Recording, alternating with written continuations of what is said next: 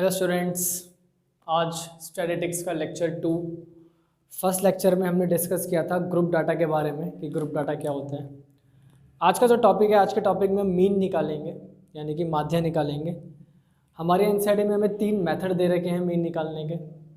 पहला है direct method, दूसरा है एज्यूम मीन मेथड यानी कि कल्पित माध्य विधि, और तीसरा जो मेथड है वो है स्टेप डेविएशन मेथड।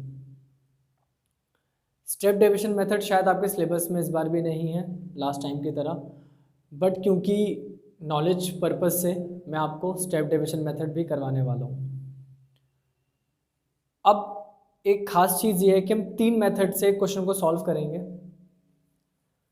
और एक चीज़ देखेंगे कि तीनों ही मेथड से हमारा जो आंसर आएगा, यानी कि तीनों ही मेथड से हमारा जो मीन निकल कर आएगा, क्या वो सेम आ रहा है या मेथड के हिसाब से अलग मेथड लगा रहा हूँ तो मीन अलग हो रहा है या ऐसा हो रहा है। वैसे क्योंकि मैथमेटिक्स है, अगर मेथड के साथ में मीन चेंज होने लगेगा फिर तो मैथ्स का जो रूल है उस रूल पे ही सवाल उठने लगेंगे। तो होगा ये कि हम जब तीनों मेथड लगाएंगे तो हम देखेंगे कि तीनों ही मेथड से हमारा जो मीन आएगा वो सेम आएगा। जो मीन फर्स्ट मेथड से आया होगा वही मीन सेकंड मेथड से भी आएगा। जो मीन सेकंड मेथड में और फर्स्ट मेथड में आया है सेम मीन थर्ड मेथड में भी आएगा। ठीक है, तो मैंने आपके एनसीईआरटी का क्वेश्चन उठाया है, मैं उस क्वेश्चन को डिस्कस कर रहा हूँ आपसे। आज हम जो कर रहे हैं वो कर रहे हैं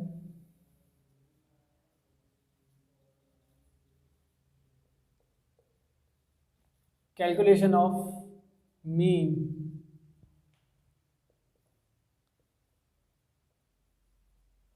डायरेक्ट मेथड से,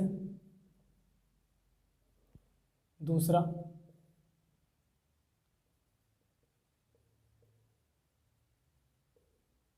assume mean method,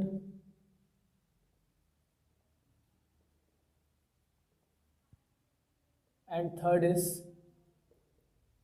step deviation method. ये 3 मेथड हमारे पास, डायरेक्ट मेथड, ठीक है, assume mean method, and last one is step deviation method. तीनों मेथड के फॉर्मूले साथ साथ लिखता जाऊंगा क्वेश्चन के साथ साथ ही। ठीक है, आपके एनसीईआरटी का एक एग्जांपल लिया है मैंने तो मैं लिख देता हूँ। ठीक है, आपके ही एनसीईआरटी का एग्जांपल है ये। क्लास इंटरवल आपको गिवन है तो क्लास इंटरवल लिख देते हैं 10 to 25, 25 to 40, 40 to 55, 55 to 70, 70 to 85, 85 to 100। ठीक है, ये क्लास इंटरवल है।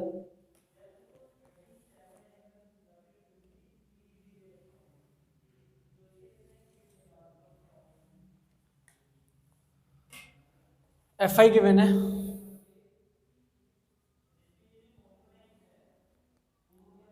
23766, 23766 और 6। ठीक,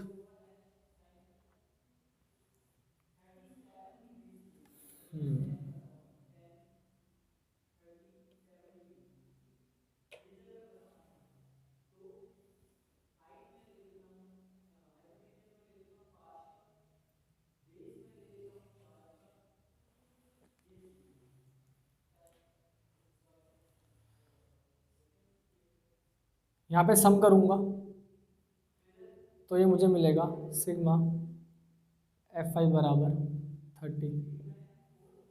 ठीक है, चलो अगर मैं बात करूँ डायरेक्ट मेथड की, बात करूँ किसकी,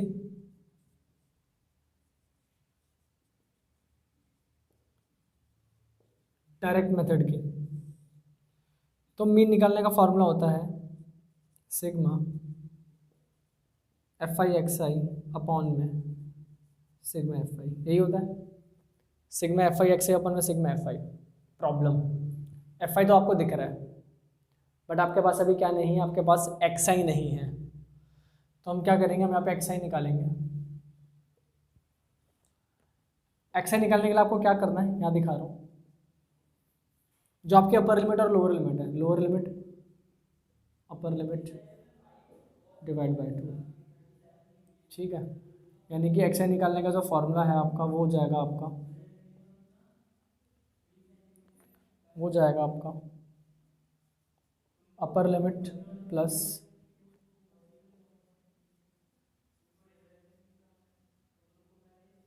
लोअर लिमिट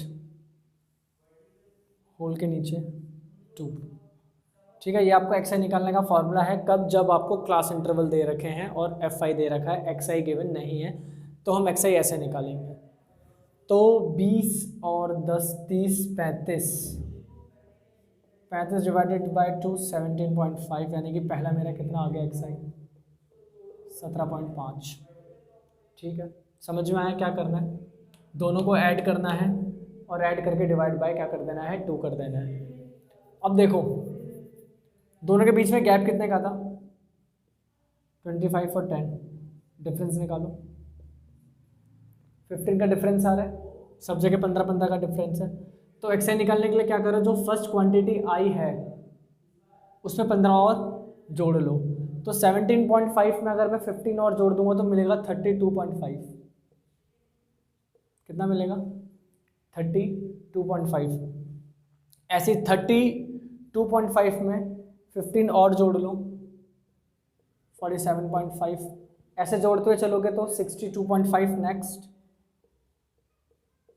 62.5 के बाद आएगा आपका 77.5 एंड लास्ट वन इज 92.5, ठीक। आपके पास एक्स आई आ गया, ठीक है। Class interval F I given था, आपने एक्स आई निकाल लिया। फॉर्मूला क्या कहता है, फॉर्मूला कहता है एफ आई इंटू एक्स आई, यानी कि आपको नेक्स्ट चीज़ क्या निकालनी है। अच्छा ये चीज़, ये वाला जो पोर्शन है, ये वाला ये इसको आप वीडियो पॉज करके नोट कर लो, क्योंकि मैं इसको ऐसे इरेज करने वाला हूँ। ये एक्स आई निकालने का फॉर्मूला है, फॉर्मूला बोल लो, तरीका बोल लो, कॉन्सेप्ट बोल लो, व्हाटएवर, कोई इतनी बड़ी चीज़ नहीं, बस इन दोनों को जोड़ के डिवाइड बाय 2 करना है, ठीक है। तो आप वीडियो पॉज करके ये नोट कर लेना, मैं इसको यहाँ से रब कर रहा हूँ।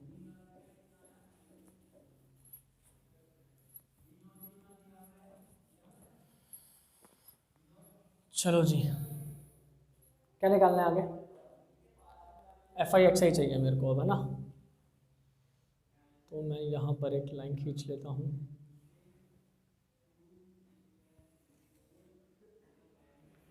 चलो क्या निकालें, यहाँ पे आएगा हमारा एफ आई एक्स आई, ठीक है। एफ आई एक्स आई का मतलब क्या, देखो एफ आई की मल्टीप्लाई एक्स आई से करा दो तो आपके पास क्या आ जाता है, एफ आई एक्स आई आ जाता है। तो जब हम एफ आई इंटू एक्स आई करते हैं तो 17.5 की मल्टीप्लाई 2 से कराओगे 35, next 97.5, next 332.5, 370.5, 465.5 and last one is 555.0 बोल लो, कुछ भी बोल लो, 35.0, ठीक है। अब क्योंकि आपको उसका सम चाहिए तो डेफिनेटली मुझे यहाँ पे इसका सम भी निकालना पड़ेगा, यानी कि मुझे निकालना पड़ेगा सिग्मा एफ आई एक्स आई। आप 10th स्टैंडर्ड में हो तो इतना तो मैं आपसे उम्मीद रखूँगा कि आप कैलकुलेशन अपने आप करोगे, कैलकुलेटर फ़ोन यूज़ मत करना, खुद करो, क्योंकि पेपर में आपको कैलकुलेशन करने में फिर टाइम लगेगा। तो जब आप इन सबको ऐड करोगे तो आपको ऐड करने पे मिलेगा 1860, ठीक है। क्या मिलेगा 1860। रखें यहाँ पे वैल्यू, मीन बराबर सिग्मा एफ आई एक्स आई, यानी कि 1860 डिवाइडेड बाय कितना 30, 0 से 0 कैंसिल करोगे, 3 6 जा 3 2 जा, यानी कि यहाँ से आपको मीन कितना मिल गया, यहाँ से मीन मिला। डायरेक्ट मेथड से जो मैंने मीन निकाला वो मुझे मिला कितना 62। डायरेक्ट मेथड से मेरे पास मीन आया है 62। अब जब मैं नेक्स्ट मेथड लगाऊंगा तो डेफिनेटली उससे भी मेरे पास जो मीन आना चाहिए वो कितना आना चाहिए 62 ही आना चाहिए।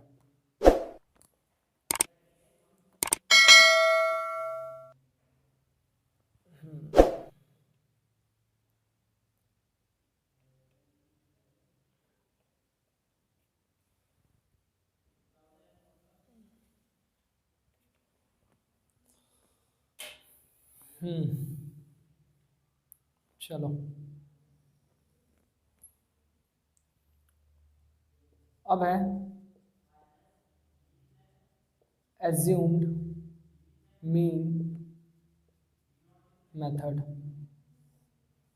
क्या है एज्यूम्ड मीन मेथड, हिंदी में कल्पित माध्य विधि।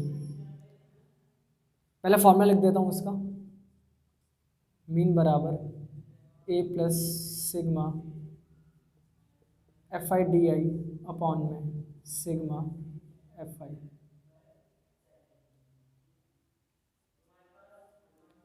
अब सवाल उठता है कि ये ए क्या है, ये डी आई क्या है। एफ आई तो मुझे मालूम है, ए और डी आई, तो वेयर ए है हमारा कल्पित माध्य यानी कि एज्यूम्ड मीन, ठीक है। और इस एज्यूम्ड मीन को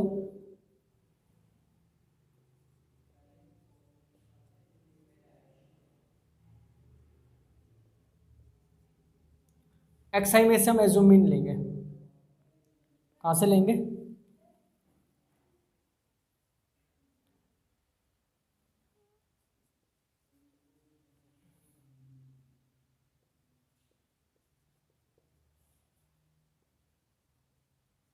जो भी हमारी एक्स आई है ना, ये हमारी एक्स आई चल रही है, इसमें से आप यहाँ से लेके और यहाँ तक किसी भी एक नंबर को, चाहे इसको चाहे इसको चाहे इसको चाहे इसको, आपकी मर्जी, आप किसी भी एक नंबर को एज्यूम मीन ले सकते हो। बुक में 47.5 को एज्यूम मीन लेके आंसर निकाल रखा है, मैं 17.5 को एज्यूम मीन ले रहा हूँ, ठीक है। मैंने इसको एज्यूम मीन मान लिया कि ये मेरा कल्पित माध्य है, ये मेरा क्या है एज्यूम्ड मीन है, ठीक है। इतनी बात हो गई क्लियर जी। अब बात आती है कि जी डी आई निकालना कैसे है। डी आई निकालने का फॉर्मूला होता है जी एक्स आई में से आपने जो भी ए लिया है उसको माइनस कर दो। डी आई निकालने के लिए जो भी एक्स आई है उस एक्स आई में से अपने एज्यूम्ड मीन को माइनस करते हुए चलो। तो यहाँ पे निकालते हैं हम क्या डी आई, फॉर्मूला है D I is equal to X I minus A. देखो मैं यहाँ पे करके दिखा रहा हूँ। एक्स आई, सबसे पहले एक्स आई में क्या दिख रहा है 17.5, उसमें से आपको क्या माइनस करना है, अपना ए माइनस करना है। ए भी मैंने क्या लिया है, ए भी तो मैंने 17.5 ही लिया, यानी कि फर्स्ट क्वांटिटी कितनी मिली 0 मिली। सेकंड में एक्स आई में क्या दिख रहा है 32.5, उसमें से कितना माइनस करना है, जो भी आपने ए लिया था यानी कि 17.5, 0 12 में से 7 5 2 में से 1 1 कितना 15, ठीक है। ऐसे ही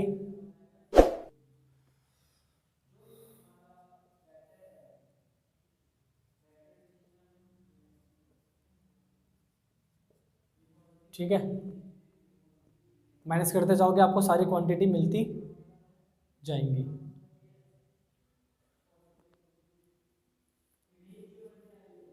ये मिटा दूँ? किसी को नोट करना तो वीडियो पीछे करके थोड़ा सा पॉज करके नोट कर लेना, है ना। चलो, डी आई आ गया। फॉर्मूले में क्या चाहिए? फॉर्मूले में चाहिए F I into D I. चलो F I into D I भी निकालते हैं।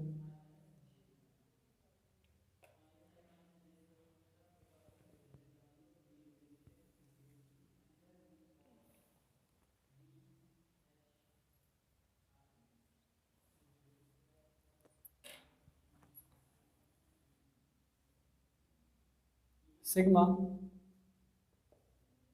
F I D I, sorry F I D I तो यहाँ निकलेगा। F I D I, F I की मल्टीप्लाई डी आई से कराते। चलो 2 into 0 0, 3 into 15 45, 30 into 7 3 7 21, 45 into 6 270। Next is 360, next one is 450। ठीक है, ऐड कर लो। Sigma F I D I, F I D I के लिए क्या करना है आपको? इस सारी क्वांटिटी को ऐड कर देना, और वो सारी क्वांटिटी ऐड करके आपको मिल रही है 1335, 1335। ठीक है,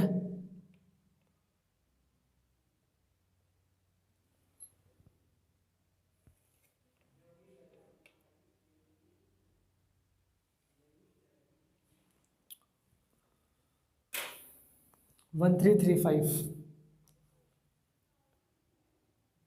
यही निकाल रहा हूँ मीन। देखो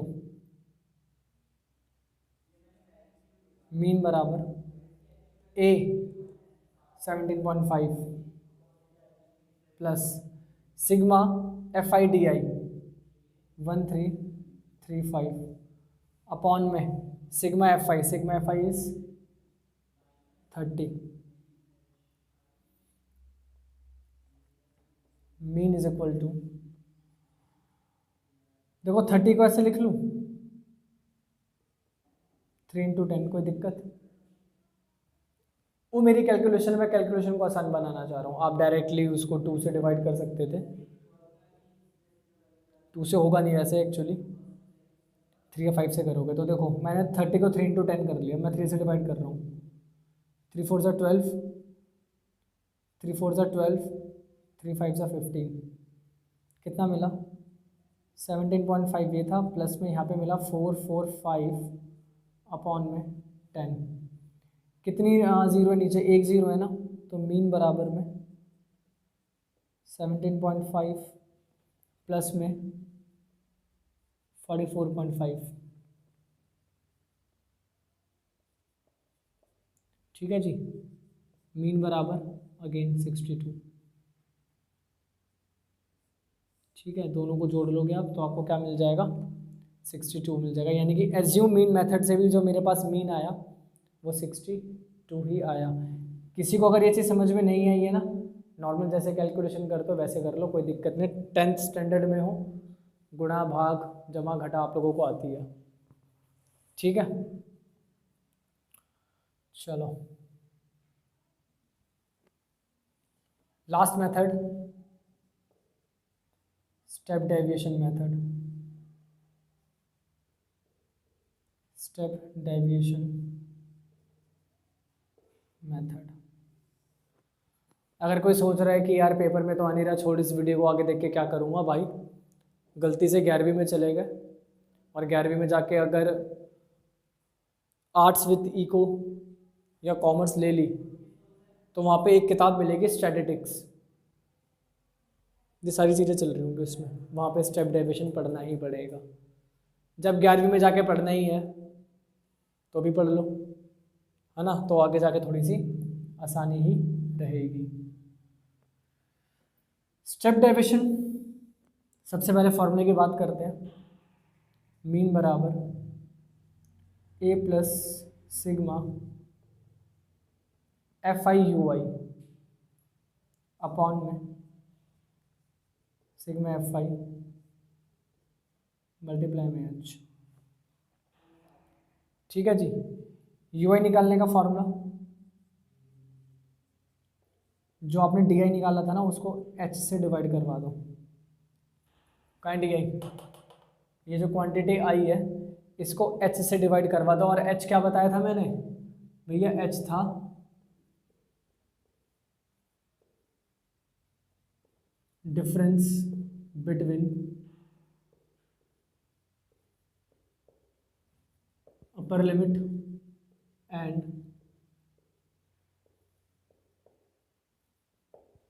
अपर लिमिट और लोअर लिमिट का जो डिफरेंस है वो H है। यानी कि 25 माइनस 10 कितना?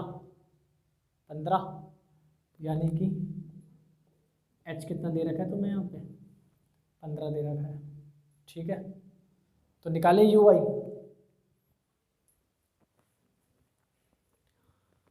किसी को नोट करना है? वीडियो पॉज करके नोट कर लेना। चलो बात करते हैं UI की। UI फॉर्मूला था DI अपॉन में H। 0 अपॉन में 15 0, 15 अपॉन में 15 1 2 3 4 5। लो जी, DI को डिवाइड कर दिया है, चेक कर लो। 0 अपॉन में 15 0, 15 अपॉन में 15 1, 30 अपॉन में 15 2, समझ गए भाई? 45 अपॉन में 15 3, 60 अपॉन में 15 4, 75 अपॉन में 15 5। ठीक है, अगर किसी को समझ में नहीं आया तो मैंने दिखा दिया कि कैसे निकला है।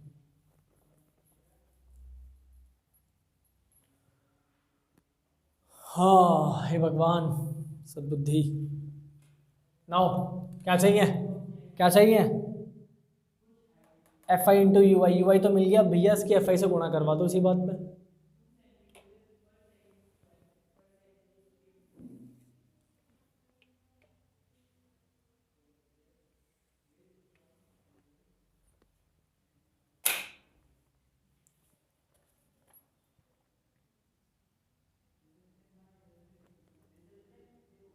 अच्छा यहाँ पे कोई काम नहीं है अभी। चलो FI 2, UI 0, 2 into 0 0। FI 3 into 1 3 7 7 2 ज़ा 14 6 6 3 ज़ा 18 6 4 ज़ा 24 6 5 ज़ा 30। ऐड कर लो क्या? Sigma FI/UI 89। ठीक है, सारी वैल्यूज आ गई। चलो डाले वैल्यू। मीन बराबर में A 17.5 प्लस सिग्मा FI/UI की वैल्यू आई है 89 अपॉन में सिग्मा FI 30 इंटू में H इज कितना? 15। ठीक है, 15 दूनी 30, ये खत्म। कितना बचा? 17.5 प्लस में 89/2 2 4 ज़ा 8 2 4 ज़ा 8 2 5 ज़ा 10। ओहो अगेन 17.5 44.5 17.5 44.5। तो यहाँ से दोबारा से मीन क्या मिल गया? Mean is 62।